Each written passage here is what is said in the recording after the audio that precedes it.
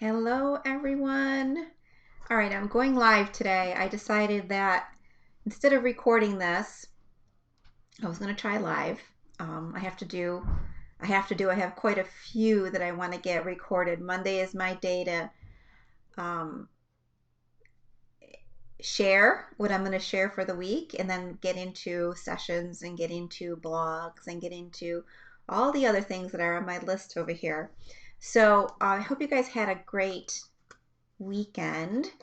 Um, and I hope you rested up, because if we don't have that time to rest up, what happens during the week when we're really busy and things are kind of running on their own? There's a lot on the schedule, I would imagine, for all of us. So I usually use my weekends to relax. And if I've had a particularly busy week, the weekends are even more like I need to just relax. Like, relax looks different for each of us. For me, it typically is um, meditating, immersing myself in writing or watching an awesome movie.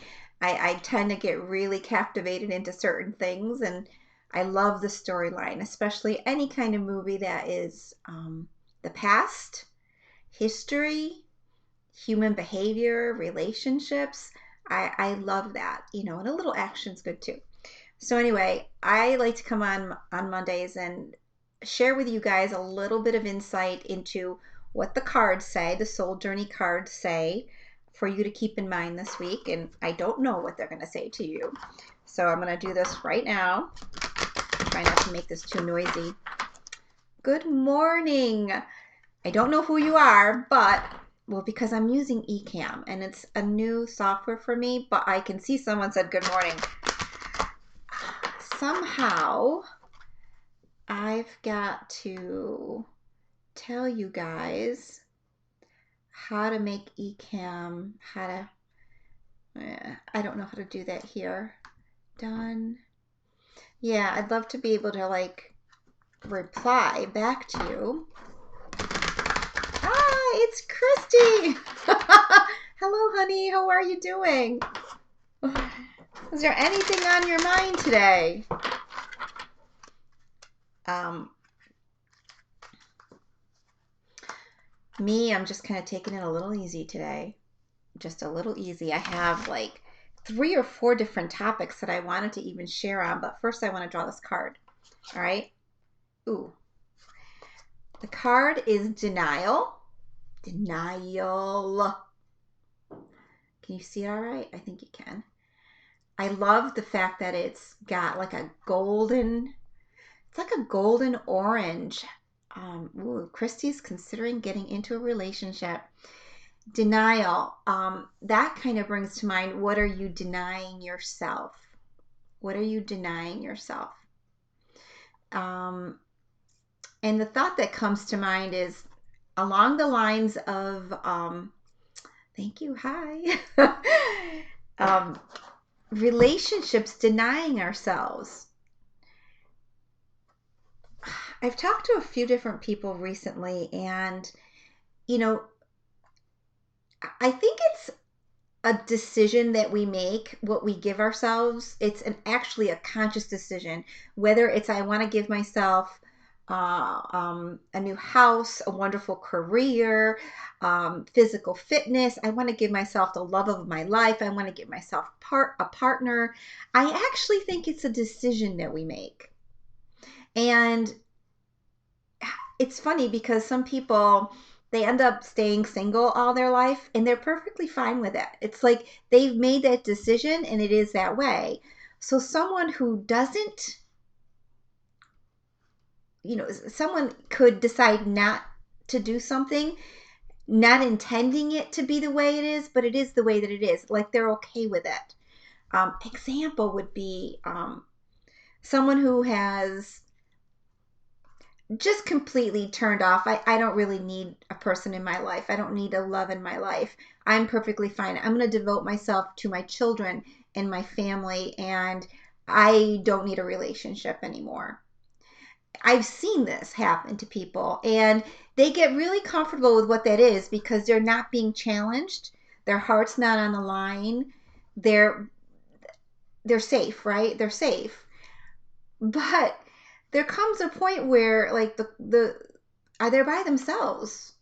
The quality of what their life is could be so much more if they allowed themselves to risk a little, open a little, want for that in their life. I'm not saying that they're miserable, they're not happy or anything. I'm just saying that maybe they're not living the fullest life they could live if they were more open to it. And, depending if someone's had a really rotten relationship, why the heck would I want to go back down that road again? Right? You're assuming that's what it would be. But I can tell you that. Hi, Diane.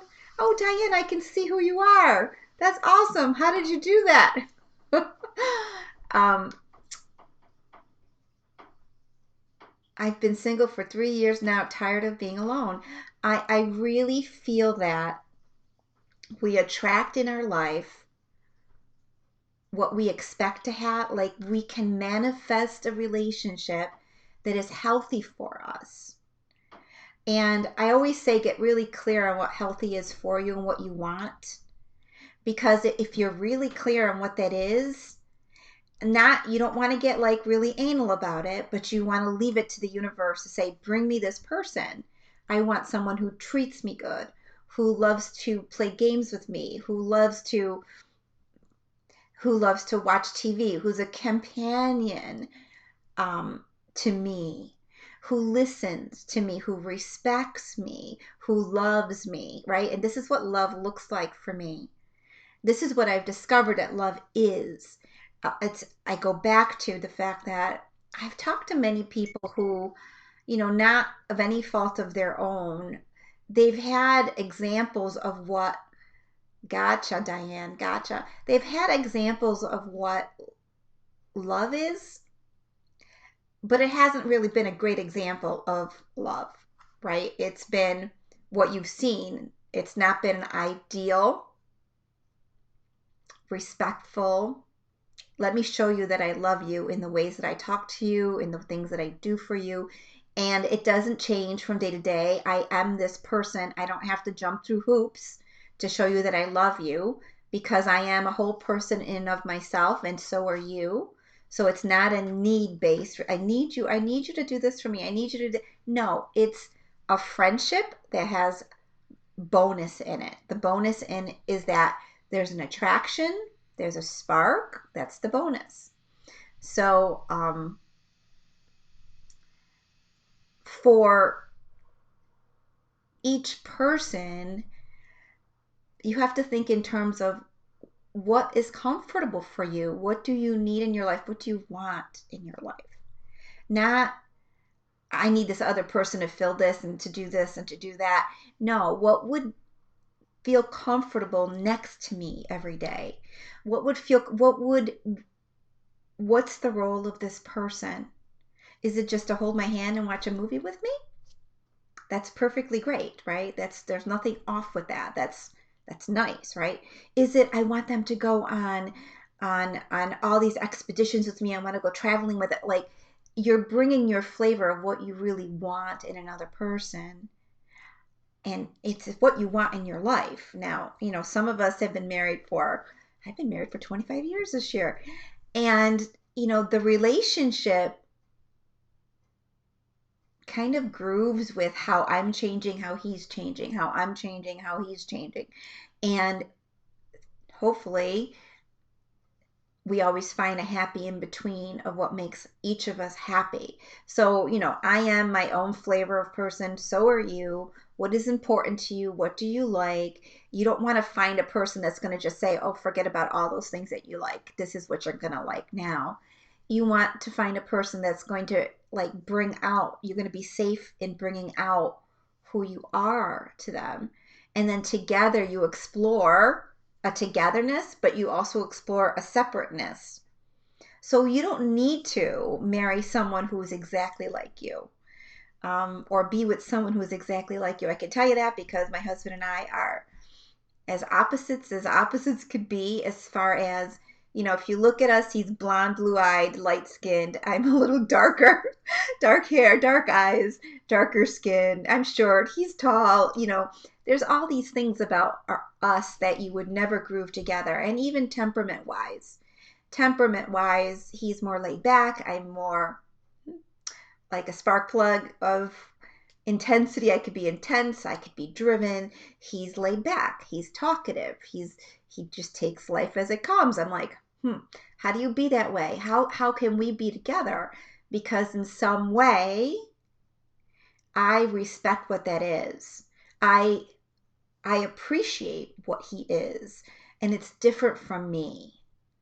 And I need some of that in my life. I didn't say I need all of that every day and overbearing my life. I said together we built a life together, which this life together is kind of separate from me or him. It's an us, right? So I just want you guys to know it's not about, being intertwined in everything each other does. No, no, no, no, no. You really want to find a person that there is a spark, you do love them, and they allow you to be who you are, and you allow them to be who they are. It doesn't suffocate you, right? There were certain things that, and there will be certain things for you that are a deal breaker. It's going to sound bad, but I really never wanted my husband, he grew up on a farm. I really never wanted him to be shooting animals and hunting, because I am scared that something could happen to him. And it's not really my favorite idea of what I would want him to do. So I didn't tell him not to. He just sort of gravitated away from it because it didn't fit into the us that we created. So there are things that will change as you come together with another person, and that's not a bad thing. It becomes an us, right? It becomes an us. So Diane, equal partnerships. Yep, equal. I mean, if you actually look through history, and that Diane celebrated 49 years. It's a long time, Diane. The relationship will change over time. Commitments to each other and amazing communication can enhance that changing relationship. Definitely, first of all, life goes through stages. We went to the stages of newly married, right? We did all those new things that you do with all your friends, and we went volleyball, and we did this, and we did that. We did all that. Then we had the stage of, we're going to have little kids. We had kids, the pregnancy, the kids, the endless nights of no sleeping, and, that kind of a thing. Then the kids got a little older, and then what? He kept on working, and I started creating what I was doing. So our life has changed along the way. So have we. I mean, my gosh, my husband married me. I was an accountant. I was a CPA. Then I was a mom. Then I was a stay-at-home mom. Then I worked as a business plan coach. And then I said, forget this, I'm an empath. And he looked at me and he goes, what are you talking about? I'm like, I have this whole thing to share with the world. And most people don't know what this is. And it's an important thing that they know. And he looked at me, and he wasn't going to buy into that for very, very easily, because it wasn't just I decided this about myself. I decided to pursue a career in this direction. And the ideas are a little outside that box of his, right? They were not outside my box. So then I could say we negotiated it. We didn't negotiate it. There are some things that are part of my path, and some things that will be part of his path. And thankfully, we were able to see that through.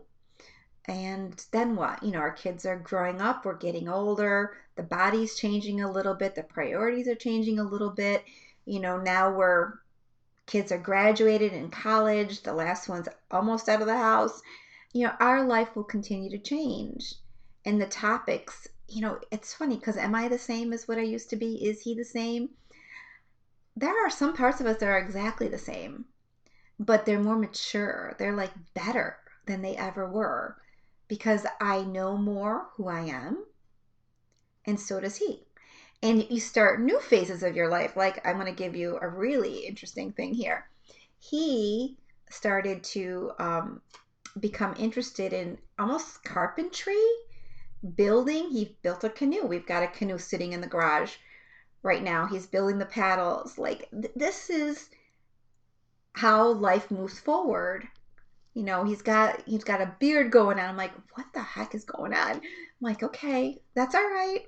You know, so it's watching him unfold, watching me unfold, and becoming whatever we are. I mean, still, if he holds my hand, if he looks at me, if he smiles at me, I still have my husband right there. It's that spark.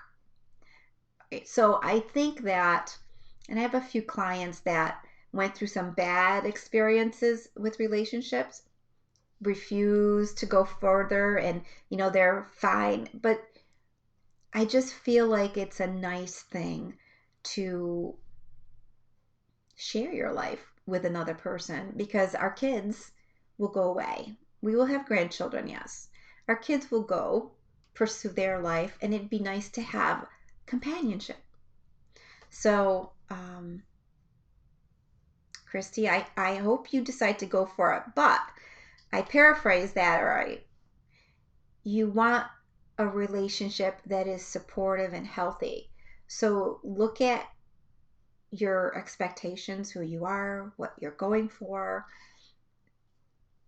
what are deal breakers for you, and keep your standards there. Know who it is, because I got lucky, you could say, but before I met my husband, there were people that were really nice, but I'm like, no, no, no. In a year or two, I will not be able to put up with you. I'm like, so you have to kind of know yourself. And I had a picture of what would be nice next to me, what would fit well next to me. And I actually worked with that, believe it or not. And it's really because I'm an empath. It's all about feeling. I got to feel it. It's got to feel comfortable. It's got to feel healthy. It's got to feel like I'm not giving up any of my freedoms for you. You are simply side by side with me, right? You're not another mini me. We don't have to agree on anything. When we come to a conversation, it's my topics, his topics, and then hopefully we're listening, right? Sometimes we can get distracted and not listen, but making that time to listen. So denial, my question to you is, what are you denying? Are you denying yourself something? Are you denying something that you need in life, something that you want in life, something that is the next step for you, something that is a reality that you are refusing to see? So it says here, I acknowledge my fear. I acknowledge my fear, but I replace it with the insight of awareness. Okay? I replace it with insight and awareness. So you can't be in fear. Fear is really actually the enemy. I just did a blog about fear. Fear! What are we afraid of? All right. Christy says, I need someone who isn't afraid of my fibro or being a witch. So, you have to understand, when you start putting labels on, it's your language, Christy. Your language says I am a witch, right? Your identity says I am a witch. So you really need someone who is going to look at that and say, okay, fine. You call it whatever you want to call it. I've had different members and different clients that have been told they're a little bit into the spiritual and they're gifted. What does that mean? They're gifted. They are intuitive, and sometimes it's even more than intuitive. They go into some psychic gifts. They're told through past life readings, or they're told somewhere they were a witch, and they become, that word triggers them. It triggers them. And for other friends of mine, that word is everything. They introduce themselves as that. And I like listen to them and I'm like, well, you're just a person. I'm like, you're just a person. It doesn't scare me. It's not how I describe myself. But keep in mind, there's a lot of energy healers and a lot of holistic healers, a lot of people that today understand the energy body. Today they're open-minded. They're not calling themselves, witches have a long history from the past of being seen as negative and this and that, being persecuted. So some of these clients, when they would hear that they were a witch at some point, they'd become really concerned about the word and what does this mean and da da da. And I'm like, you know what? We've all been witches at some point in some lifetime. If you're looking at the past, we've all been called that. All right. When people don't understand what you do or who you are, they come up with a name. And in the past, they came up with that name. They didn't call them doctors, they didn't call them intuitive healers, they called them witches. So we have to be careful. So because, Christy, you use that word in how you describe yourself, and you have there's something medical going on, the fibro, you need someone that isn't going to hold that against you or isn't going to be afraid of that. And there, trust me, there are plenty of men or women that are not afraid of any of that, because having you in their life is more important than that. So it's vibrational. You have to vibe in a similar fashion, and he's going to have his labels and you're going to have your labels, and together you just make this union of okay, that's okay, right? So he's out there. You put your intention there and you'll get there. Put your intention that that's what you want. It's funny because sometimes we can deny each other happiness. We can deny ourselves play. We can deny ourselves time to just be, right? So how does this show up? If you are an ambitious, goal-oriented person, do, right? You're denying yourself your feminine side. Right, wrong side. This is the feminine, this is the masculine, but you're going to look at it probably the opposite way. But just look at the things that you're denying yourself, and if there is something that you're denying yourself, ask yourself that question. Am I denying something that I need, that I want? Am I denying something that's around me because I can't face it? I can't bear what this might mean for me. I'm afraid of what it could mean, so I'm going to deny what it is. All right? So I think it's a great card. It's a hard card because you have to face something and you have to make a change. Once you put a spotlight on something and you know what something is, you will change it. And if it's not today, it'll be tomorrow. It'll come up again and you'll be like, geez, I did it again. I'm denying myself this. And if you really are introspective, you're going to say, who else? Where am I getting this from? Why am I doing this? Did I get an example of this from somebody else in my life? And if you're really on that awakening path, you're going to change it up. You're going to change it up. Because at some point, you know what? We're all going to pass on, move into spirit, not be here in the physical anymore. We have a certain limited time frame to be in a physical body. Make the most of your time here. Whatever that means for you, however that shows up for you, it's all good. So I think I have spoken a lot today. I had some other things I wanted to say, but I want to keep these kind of short, and I'm going to make another recording for Friday. So you guys have a certain amount of challenge, insight, wisdom coming your way every week. Again, I am doing a masterclass, so always look for those. I'm doing a masterclass on energetic awareness at the end of the month, March 20th.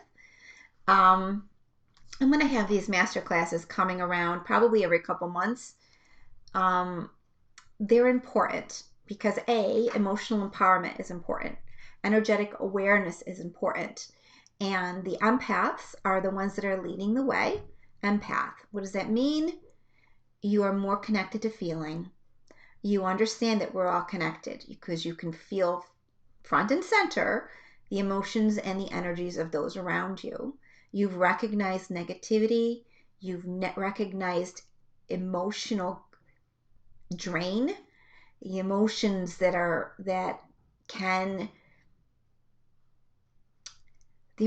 can hurt you when you don't acknowledge them. The emotional part of being alive.